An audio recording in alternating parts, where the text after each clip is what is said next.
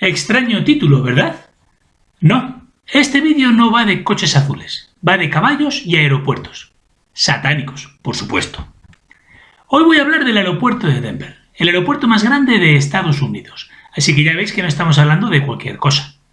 Denver es la capital del estado de Colorado, llamado así porque en ese estado nace el río al que los exploradores españoles llamaron Colorado. Digo exploradores y no conquistadores porque la presencia de los españoles tan al norte fue testimonial. Cuando México se independizó de España en 1821, esta región pasó a formar parte del nuevo país, hasta que en 1848 Estados Unidos atacó a México y se anexionó este territorio junto a los estados de Texas, Nuevo México, Utah, Nevada y California. En total, más de 2 millones de kilómetros cuadrados, la mitad del territorio de México en aquella época. Por cierto, es curioso el doble rasero del Imperio Británico y del Imperio Francés, que por una acción similar declararon la guerra a Alemania en 1939 tras invadir la mitad de Polonia, provocando de forma irresponsable el estallido de la Segunda Guerra Mundial. También es sorprendente el hecho de que declararan la guerra a Alemania, pero no a la Unión Soviética, que invadió la mitad oriental de Polonia. Yo condeno enérgicamente la invasión de Polonia por parte de Alemania y de la Unión Soviética, pero a veces es mejor aceptar el mal menor para que no se produzca un mal mayor.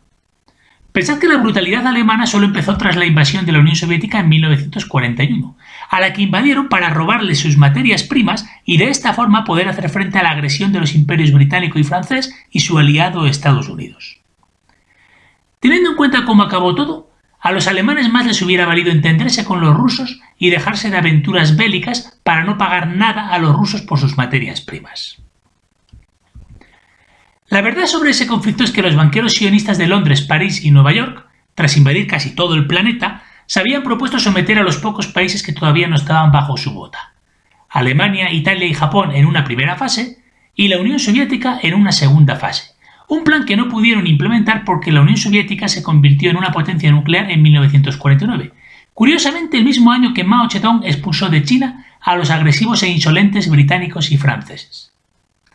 Craso error, porque hoy en día estas dos potencias, China y Rusia, están a punto de liquidar al sistema del petrodólar, poniendo de esta forma fin a la hegemonía de Estados Unidos. El caso es que si hubiéramos dejado a los alemanes quedarse en la mitad de Polonia, un territorio que de hecho había pertenecido a Prusia entre 1795 y 1918, probablemente ahí se hubiera detenido su ansia expansionista. O a lo mejor no. Eso ya nunca lo sabremos. Pero en mi opinión valía la pena correr el riesgo. A veces en la vida hay que ser pragmático y aceptar algunas injusticias para evitar una tragedia aún mayor. Tal vez por eso los banqueros sionistas de Londres y París, que tenían prisa por iniciar una gran guerra, no dejaron pasar la oportunidad que Hitler les puso en bandeja, porque sabían que no tendrían ninguna otra excusa para ir a la guerra. De hecho, en Francia los únicos que querían la guerra eran los banqueros de París, pues al pueblo francés le daba igual qué gobierno tuviera Alemania y sus cuitas con los polacos. Por eso el ejército francés fue derrotado tan fácilmente por los alemanes, porque los jóvenes franceses se negaron a luchar de verdad, apenas ofrecieron resistencia, porque no querían morir en una guerra que solo beneficiaba a los banqueros de París. Una decisión que yo apruebo completamente, porque ser nacionalista no significa ser estúpido, digan lo que digan los anarquistas. Los anarquistas tienen algunos puntos de vista interesantes, pero es un sistema político inviable. Por eso el anarquismo jamás se ha aplicado en la práctica. De hecho yo, de corazón, soy anarquista, lo creáis o no. Pero puesto que sé que es una utopía y a mí me gusta tener los pies en el suelo, por defecto soy nacionalista, que es lo más razonable que uno puede ser, pues no hay nada más razonable en este mundo que defender lo que es tuyo. Pero en una cosa coincido con los anarquistas: su crítica a los patriotas. Ellos tienen una frase: un patriota, un idiota. Y no van desencaminados. Un patriota es alguien que está dispuesto a morir por su patria. Un nacionalista es más de la escuela del general norteamericano George Patton, quien dijo que el objetivo de la guerra no es morir por tu país, sino hacer que otro bastardo muera por el suyo. Por eso recomiendo a mis oyentes que jamás digan que son patriotas. Es preferible usar el término nacionalista. A los nacionalistas nos podrán llamar malnacidos, pero jamás nos podrán llamar idiotas. A mí no me importa que me insulten con los peores apelativos, pero me saca de quicio que alguien me tome por tonto. Por eso, porque no soy tonto, no me creó la versión oficial de que los alemanes y los japoneses eran los malos y los ingleses y los americanos los buenos. Lo máximo que estoy dispuesto a admitir es que todos ellos eran malos, pues todos trataban de dominar el mundo. Aunque también creo que los alemanes y los japoneses estaban a la defensiva, y que como todas las naciones del mundo tenían derecho a defenderse de la agresión sionista. A lo que no tenían derecho es a masacrar a la población civil rusa y china. Los ingleses y los franceses dicen que declararon la guerra a Alemania porque no solo el gobierno, sino también la sociedad eran malvados. Pero es evidente que también eran malvados los norteamericanos cuando en 1848 atacaron a México mientras exterminaban a millones de indios en el oeste y esclavizaban a millones de africanos en el sur. Y sin embargo el Imperio Británico y el Imperio Francés no declararon la guerra a Estados Unidos para parar los pies a esa sociedad tan diabólica. ¿Tendrá algo que ver el hecho de que los banqueros sionistas de Nueva York eran y son primos de los banqueros de Londres y París? Algunos me recordaréis que los ingleses fueron los primeros en abolir el tráfico de esclavos desde África en 1807. Pero yo os tengo que recordar a vosotros que para esa fecha los ingleses habían sido expulsados de América. Así que con esta medida lo que buscaban era perjudicar la economía de los sediciosos de Estados Unidos y de sus enemigos del Imperio Español, no salvar la vida de miles de esclavos africanos. Recordad, a los banqueros de Londres les importa un comino lo que les pase a los polacos y a los africanos. Ellos solo están interesados en los beneficios económicos. La prueba de que esto es así la hallamos en la India, colonia británica en la que por esas mismas fechas murieron millones de indios de hambre por anteponer los intereses productivos de las fábricas inglesas a las necesidades alimentarias de la población nativa. Pero bueno, volvamos al tema del aeropuerto de Denver, que esta vez sí que me he ido por las ramas de verdad. Este aeropuerto fue inaugurado en 1995 y en él podemos encontrar varias cosas realmente extrañas. Para empezar, resulta que por debajo está atravesado por varios túneles inmensos sin ninguna finalidad aparente. Hay varias teorías conspiranoicas al respecto, pero no quisiera entretenerme con este asunto. Investigad esto por vuestra cuenta. Antes de su apertura, enterraron una cápsula del tiempo. ¿Qué es una cápsula del tiempo? A veces, para hacer la gracia, se decide guardar varios objetos en una caja y se establece que ésta solo podrá abrirse en una lejana fecha en el futuro. En este caso, la cápsula fue enterrada en marzo de 1994 y se estableció que podrá abrirse dentro de 100 años, en el año 2094. En principio no hay nada sospechoso en esta pintoresca costumbre, pero fijaos en la losa que cubre dicha cápsula del tiempo. Podéis ver claramente el símbolo masónico por antonomasia, el compás y la escuadra. Y justo debajo podéis leer que esta iniciativa fue promovida por la Comisión del Aeropuerto Nuevo Mundo, un organismo inexistente que hace una referencia velada a la idea del nuevo orden mundial. Ahora permitidme un pequeño inciso. El pasado 18 de abril de 2020, una empresa organizadora de eventos llamada Global Citizen, Ciudadano Global, organizó un concierto de varios artistas bajo el lema One World Together at Home, un mundo juntos todos en casa, que fue retransmitido por las cadenas de televisión CBS, ABC y NBC, un evento que fue presentado por los cómicos sionistas Jimmy Kimmel, Jimmy Fallon y Stephen Colbert, que vienen a ser los Grand Wyoming de Estados Unidos. Por cierto, para ser un concierto con una vocación tan internacionalista y multicultural, yo no veo mucha diversidad entre los presentadores. ¿Y qué decir de los actores de Hollywood que cantaron en sus casas un trozo de la canción Imagine de John Lennon? Había uno al que le tocó la estrofa que dice: imagina un mundo sin posesiones, y de fondo el enorme comedor de su mansión de 20 millones de dólares. Menudos sinvergüenzas. Recordad, todos estos tipejos son los que critican fieramente el muro que está construyendo Donald Trump en la frontera con México y todas las fronteras en general, pero que no dicen ni una palabra en contra del muro que rodea todo Israel, el único país fortaleza del mundo. Los banqueros sionistas no quieren abolir las fronteras de los países para construir un mundo mejor.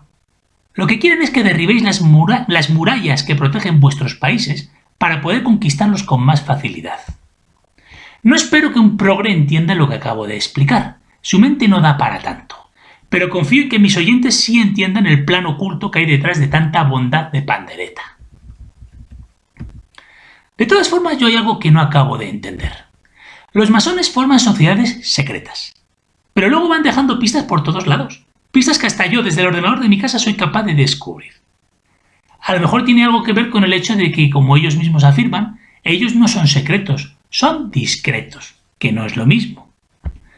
¡Qué cachondos! ¡Qué salero tienen mis masónicos! En mi próximo audio trataré de explicar la razón por la que construyen tantos edificios y monumentos con simbología masónica y satánica, pues efectivamente lo hacen con un propósito. En esta vida casi nada es casual, todo tiene un porqué. Por ejemplo, que los ministros comunistas Pablo Iglesias y Alberto Garzón lleven un pin con la forma de un triángulo rojo no es ninguna casualidad. Ahora analicemos el tema de los murales que decoran las paredes de este aeropuerto. Estos murales fueron pintados por el artista Leo Tanguma justo antes de que el aeropuerto empezara a operar, y desde el primer momento causaron una gran controversia. El artista y sus protectores o mecenas dicen que con estos murales se pretende hacer reflexionar al espectador sobre la crueldad de la guerra y sobre lo maravillosa que es la paz y la tolerancia, y la conveniencia del diálogo entre los distintos pueblos y culturas. A ver, sinceramente, no creo que nadie pueda estar en contra de este mensaje. Yo mismo detesto la guerra y prefiero llevarme bien con todo el mundo. Pero es curioso que este mensaje lo promuevan los masones y los banqueros sionistas, que son los que ordenaron al ejército norteamericano invadir Irak en 2003 para robarle su petróleo. A saber cuántos soldados partieron hacia Irak desde ese aeropuerto tan pacifista. Hipocresía en estado puro, como podéis comprobar.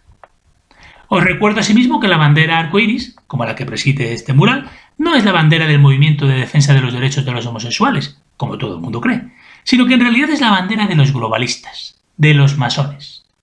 Todo esto lo explico en mis dos vídeos titulados El nuevo orden mundial. También llama la atención esta estatua situada a varios metros sobre el suelo en una de las salas de espera del aeropuerto. Una gárgola demoníaca que sale de una maleta de viaje. Más cutre, imposible. Ver para creer. En el año 2010 levantaron en el exterior del aeropuerto una estatua dedicada a Anubis, el dios de la guerra egipcio. No se sabe muy bien qué pinta ahí una estatua de un dios egipcio, pero que de entre todos los dioses egipcios hayan escogido precisamente al dios de la guerra, teniendo en cuenta los tenebrosos murales que decoran las paredes del aeropuerto, hace que la elección sea sumamente sospechosa. ¿Os sorprende todo lo que os he contado? Bueno, pues he dejado lo mejor para el final. La estatua del Mustang azul. No estoy haciendo referencia a la marca de coches Mustang, sino a la raza de caballos Mustang. En el continente americano no había caballos antes de la llegada de los españoles. Con el tiempo, muchos de sus caballos se escaparon y se reprodujeron sin control. Se calcula que en las praderas norteamericanas llegaron a haber 2 millones de ejemplares, aunque hoy en día quedarán solo unos 300.000. Los españoles llamaban mesteños a los caballos salvajes, y por eso los ingleses los acabaron llamando Mustangs. Bueno, pues ya sin más dilación, os presento la estatua ecuestre que preside la entrada del aeropuerto. El Mustang azul, o como lo llaman algunos locales, Lucifer, es decir, la contracción de blue, azul en inglés, y de Lucifer. Esta estatua, que mide 10 metros, poca broma, fue encargada en 1995 al escultor Luis Jiménez. Por alguna razón la instalación de esta estatua se retrasó muchísimo, permaneciendo durante años en el taller del escultor. Pues bien, en 2006 una parte de la escultura se cayó, golpeó a su autor y lo mató. En 2008 fue finalmente instalada en el aeropuerto. Lógicamente la cristiana población de Denver se preguntó qué demonios simbolizaba esta escultura azul, a lo que las autoridades masónicas respondieron con sus típicos cuentos para idiotas, pues ya sabéis que están convencidos de que somos subnormales. Aunque, para ser sinceros, visto lo visto, tampoco es tan extraño que hayan llegado a esa conclusión. Según ellos, circula en Colorado una vieja leyenda que narra las peripecias de un Mustang muy especial que lideró durante mucho tiempo a su manada y que tenía el pelaje azulado. Así pues, la estatua representa la fortaleza y el amor por la libertad de los Mustang y de las gentes de Colorado y de Estados Unidos. Muy emotivo todo. Mira, casi incluso lloro de la emoción. Todo esto es un cuento chino. No sé por qué el color azul es su color fetiche, pero que todas estas banderas de organizaciones internacionales masónicas tengan un fondo azul no es ninguna casualidad. ¿Y qué hay de esos siniestros ojos demoníacos? ¡Ah! Eso es que el artista quiso rendir un homenaje a su padre, que tenía una tienda con un cartel luminoso de neón de color rojo. Lo dicho, nos toman por subnormales. Si todo esto no fuera suficiente, encima se permiten el lujo de seguir vacilándonos en nuestra cara, incluso después de haber sido desenmascarados. No he encontrado una foto de lo que voy a explicar a continuación, pero ahora mismo, en mayo de 2020, están haciendo algunas reformas dentro del aeropuerto. Como sabéis, cuando hacen reformas suelen tapar la zona en obras con unos paneles, por una cuestión estética. Pues bien, sobre estos paneles los responsables del aeropuerto han colgado unos carteles en los que se ve al Mustang azul desprendiendo un rayo láser rojo de sus ojos. Y todo ello acompañado con este mensaje. ¿Estamos construyendo el mejor aeropuerto del mundo o preparándonos para el fin del mundo? Como dicen en inglés, creepy. Very creepy.